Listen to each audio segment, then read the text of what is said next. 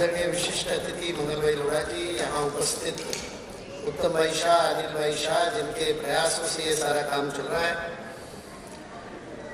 आप सभी आदरणीय मातृशक्ति बंधुओं और प्यारे बच्चों, मैं आपके सामने 2-3 बातें बांटने के लिए, शेयर करने के लिए खड़ा हूं। आज का अवसर ना तो लंबा चौड़ा भाषण देने का है, ना कोई सिद्धांत बताने का है, ना कोई उपदेश या प्रवचन का है। आज तो हम सब लोग यहाँ पर इन बच्चों की प्रस्तुतियों को देखने के लिए एकत्रित हुए, लेकिन आपके मन में यदि कुछ शंकाएं होंगी तो उन शंकाओं के निवारण के लिए जो प्रयास भारतीय शिक्षक मंडल के गुरुकुल प्रकल्प के माध्यम से हम कर रहे हैं और जिसके कारण आज गुरुकुल शिक्षा मुख्य धारा की शिक्षा बनने जा रही है, उसकी कुछ शुभ सूचनाएं आपको देने के लिए मैं यहां पर खड़ा हूं। 28, 29, 30 अप्रैल को उज्जैन के सांदीपनि वेद विद्या प्रतिष्ठान में अंतर्राष्ट्रीय विराट गुरुकुल सम्मेलन में विश्व के 10 देशों से आए हुए 850 से अधिक गुरुकुलों के 4000 से अधिक प्रतिनिधियों ने यह शंख को ध्वनि किया कि आने वाले 15 वर्षों में गुरुकुल की शिक्षा पद्धति विश्व की मुख्य धारा की शिक्षा पद्धति बनेगी, भारत की नहीं, विश्व की। इसलिए यहां जितने युवा माता पिता बैठे हैं उनको सूचना दे रहा हूं, अभी गुरुकुल में एडमिशन करा दो, 10 साल बाद फोन करोगे तो एडमिशन मिलेगा नहीं, इतनी डिमांड गुरुकुल की होगी।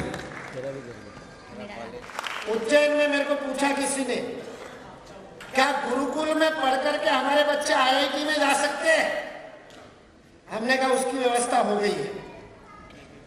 गत वर्ष हमने एनआईओएस में नेशनल इंडियन ओपन स्कूलिंग नाम का जो पाठ्यक्रम चलता है, सीबीएसई जैसा ही है वो भी, उस एनआईओएस के अंदर ओपन स्कूलिंग में 6 विषय गुरुकुल शिक्षा के लागू हो गए। इस जुलाई से उन 6 विषयों में एडमिशन प्रारंभ हो गया। हमारे देश भर के 500 से अधिक गुरुकुलों के बच्चे उसके द्वारा परीक्षा देना प्रारंभ कर रहे। अगले साल 5 और विषय ले आएंगे। 11 विषयों में गुरुकुल के विषय लेकर के 10वीं और 12वीं हो सकेगा। बच्चे चाहे तो आईआईटी में एडमिशन ले सकेंगे यदि उनके माता पिता की इच्छा हो। लेकिन मैंने कहा, जब उज्जैन में मेरे को ये प्रश्न पूछा तो मैंने कहा इतनी चिल्लर बात मत करो। तो प्रश्न पूछने वाला बेचारा सहम गया। मैंने क्या चिल्लर बात कर ली? मैंने कहा बच्चे को आईआईटी में प्रवेश देने की इच्छा करना चिल्लर बात इसलिए है क्योंकि हम तो इस बात के लिए लगे हैं कि हम आईआईटी को ही गुरुकुल बना देंगे। शिक्षा आईआईटी की, ज्ञान आईआईटी का, ज्ञान इंजीनियरिंग का और शिक्षण पद्धति गुरुकुल की, ये भारतीय शिक्षण मंडल का लक्ष्य है और ये हम करने जा रहे हैं। शुरुआत हो गई। वो फ्लेक्सिबिलिटी, वो सहजता, हमारे गुरुकुल के बच्चे प्रत्येक विषय में आगे बढ़ते हैं। 1 साल हो गया इसलिए हर विषय में अगले कक्षा में नहीं जाते। हमारा तुषार तलावट गणित में अच्छा है तो 4 साल में वो 10 कक्षा पार कर लेगा। कक्षा आपको समझ में इसलिए बता रहा हूं, गुरुकुल में कक्षा नहीं होती। और दूसरे किसी विषय में हो सकता है वो अभी पहली कक्षा में काम कर रहा हो सकता है कोई बच्चा व्याकरण में, जिसका यहाँ उदाहरण दिया, 9.5 साल की उम्र में हेमचंद्राचार्य का पूरा व्याकरण याद कर लिया, वो 2 वर्ष में व्याकरण में पूरा कर लिया। दूसरे बच्चे को व्याकरण पूरा करने में 6 साल लग सकते।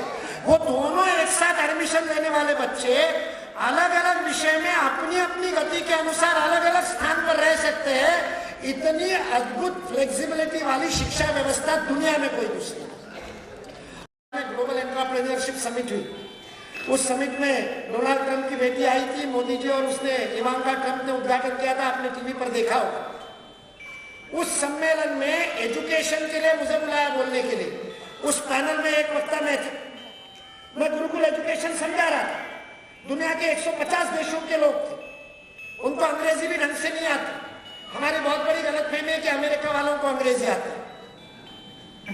मैंने एक बार मेरे फेसबुक पे एक लिंक डाली, उसमें लिखा था चौथी के 46% 46% बच्चों को डबल डिजिट दुहेरी संख्या की जोड़ नहीं आती, और 8वीं के 74% बच्चों को 74% बच्चों को अंग्रेजी की 4 लाइनें बिना गलती के लिखना नहीं आता। किसी ने लिंक खोल करके तो देखा नहीं, फेसबुक पे हेडलाइन देखी और नीचे कमेंट शुरू कर दिए, बिहार का होगा, यूपी का होगा। किसी ने लगा टीचर को ही नहीं आता तो बच्चों को क्या आएगा। मैंने कहा जरा लिंक खोल करके देखो, ये परसेंटेज भारत का नहीं है, ये अमेरिका के नेशनल एजुकेशन पोल एवरेजेस है। अमेरिका के 74% बच्चों को 8वीं में अंग्रेजी नहीं आती। आप अपने बच्चों को इसीलिए पढ़ा रहे हो ना अमेरिका भेजने के लिए, उन्हीं को नहीं आते, आप अपने बच्चों को भी अत्याचार कर रहे हो। अपनी भाषा पढ़ाओ, वो ज्यादा अच्छे बच्चे बनेंगे। गुरुकुल की शिक्षा आज भारत में लगातार गुरुकुल खुल रहे, 40 से ज्यादा गुरुकुल खोलने की डिमांड हमारे पास है। आज उत्तम भाई का किया हुआ पौधा जो बीजारोपण इन्होंने किया था उज्जैन के गुरुकुल सम्मेलन के बाद, वहां स्टेज के ऊपर वटवृक्ष था। उज्जैन के गुरुकुल सम्मेलन की फोटो आप देखेंगे तो कोई बैनर नहीं था, किसी का नाम नहीं था, ना भारतीय शिक्षण मंडल का नाम था, ना विराट गुरुकुल सम्मेलन का नाम था। पूरा स्टेज वटवृक्ष था और वटवृक्ष के नीचे बैठ करके ज्ञान सभाएं हुई कि फिर से भारतीय शिक्षा का, गुरुकुल शिक्षा का वटवृक्ष विश्वव्यापी कैसे बने, और उसके ऊपर काम शुरू कर दिया। 15 साल में ये होगा, मां सरस्वती की कृपा है। उज्जैन में मेरे मुंह से निकल गया 15 साल, योग के समय 10 साल निकल गया था, तो 2015 में अंतर्राष्ट्रीय योग दिवस हो गया। 2018 में मेरे मुंह से 15 साल निकल गया, 2033 में सारा विश्व गुरुकुल के पीछे पागल होगा। कनाडा में अगले साल खुल रहा है, कनाडा के लोग पीछे पड़े, आचार्य भेज दो। मैंने कहा हमारे पास भारत के गुरुकुलों के लिए आचार्य नहीं, तुमको कहां से भेजे। इसलिए भारतीय शिक्षण मंडल ने एक काम हाथ में लिया, 500 आचार्य तैयार करेंगे। अभी बताया इस गुरुकुल में 90 बच्चों के लिए 160 आचार्य लगते हैं। क्यों? क्योंकि ये 22 बातें सिखाने के लिए 4 या 5 आचार्य, 6 आचार्य लगते हैं अलग अलग बातें सिखाने को। 25 आचार्य संगीत सिखाते हैं। लेकिन हमारा बालक जब तैयार हो जाएगा 12 साल बाद और इन बच्चों में से कोई आचार्य बन जाएगा तो अकेले ही 22 बातें सिखाएगा, फिर 25 आचार्य थोड़ी लगेंगे, फिर एक आचार्य पूरा गुरुकुल संभालेगा, क्योंकि वो मलखम भी सिखाएगा, संगीत भी सिखाएगा, गणित भी सिखाएगा। आज गणित सिखाने के लिए जयेंद्र भाई अलग लगते हैं, मलखम सिखाने के लिए श्याम भाई अलग लगते हैं। हमारे बच्चे तैयार हो जाएंगे तो सारे आचार्यों का काम एक एक आचार्य करेगा। हमने भारतीय शिक्षण मंडल ने 24 साल पहले वेद विज्ञान गुरुकुल बैंगलोर में शुरू किया था। आज वहां 13 आचार्य, सारे के सारे आचार्य हमारे गुरुकुल से पढ़े हुए बालक हैं। आज वहां आचार्य के रूप में काम करते। जब तक ये नहीं होगा तब तक आचार्य बनाने पड़ेंगे, बड़ी संख्या में आचार्य बनाने पड़ेंगे। इसलिए हम उसके लिए भी काम कर रहे हैं। आप सब लोग बड़ी संख्या में यहाँ पर आए, आप सारे लोग उदार मना है। अनेक जन्मों के सौभाग्य से हमको ये अवसर मिला है। अभी अतुल जी बता रहे थे कि मैंने पासपोर्ट नहीं बनाया, उसका कारण बताता हूं। मैंने बचपन में ही 8वीं कक्षा में ही पढ़ लिया था स्वामी विवेकानंद का लाहौर में दिया हुआ भाषण। उस भाषण में स्वामी विवेकानंद ने 1897 में 1897 में कहा था कि 84 लाख योनियों में चक्कर लगाने के बाद जब पुण्य संचय होता है तब मनुष्य का जन्म मिलता है। अनेक जन्मों की पुण्याई से मनुष्य का जन्म मिला। स्वामी विवेकानंद कहते हैं जब पुण्याई 2 गुना होती है तब आपको भारत में जन्म मिलता है। विश्व की प्रत्येक जीवात्मा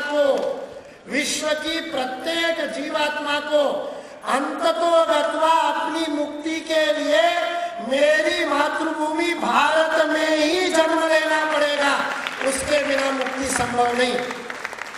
मेरे अंदर घुस गई बात, मैंने कहा पाप थोड़ी किए जो विदेश जाऊंगा, पुण्य किए तो भारत में पैदा हुआ, अभागा थोड़ी हूं जो भारत में पैदा होकर के इस मातृभूमि को छोड़ करके विदेश जाऊंगा, इसलिए पासपोर्ट नहीं बनाया।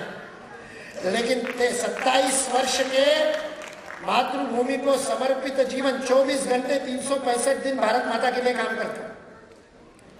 1 मिनट भी मेरा अपना नहीं है। 1990 में LLB पूरी करने के बाद वकालत नहीं की, वकालत सिर्फ भारत माता की करता हूँ और 24 घंटे 365 दिन भारत माता का काम करता हूँ और उस आधार पर, अपने अनुभव के आधार पर बता रहा हूँ। 2 गुना पुण्याई से भारत में जन्म मिलता है, 3 गुना पुण्याई होती है तब गुरुकुल शिक्षण के साथ जुड़ने का अवसर मिलता है। यहाँ जितने लोग आए हैं पिछले जन्मों में 3 गुना पुण्य की, इसलिए यहाँ पर पहुंचे। इस 3 गुना पुण्य को कुछ लोगों ने यहाँ पर कुछ कुछ घोषणाएं करके सार्थक किया। आप भी अपनी पुण्याई को सार्थक कीजिए, अपने जीवन में इस काम के लिए समय निकालिए, धन दीजिए, आशीर्वाद दीजिए, अपने परिवार के बच्चों को भेजिए, अपना स्वयं का, अपने परिवार का, समाज का, भारत माता का और विश्व का कल्याण केवल और केवल इसी मार्ग से हो सकता है। इसलिए इस अंतिम बात को कहते हुए अपनी वाणी को विराम देता हूं। भारत माता जगत गुरु बनना प्रारंभ हो गया। जिस दिन विश्व में गुरुकुल शिक्षा मुख्य धारा की शिक्षा बनेगी, जिस दिन हार्वर्ड अपने आप को गुरुकुल कहेगा, उस दिन भारत माता सच्चे अर्थों में विश्व गुरु के रूप में स्थापित होगी। हमारे जीते जी इसको हम साकार करके दिखाएंगे। आप साथ दोगे तो आपके साथ, न दोगे तो आपके बिना। सौभाग्य से अवसर मिला है, इसको छूटने न दे और आज जितना अधिक से अधिक संभव हो उतना इस काम के लिए करें। इसी प्रार्थना के साथ अपनी वाणी को विराम देता हूँ। जय हिंद।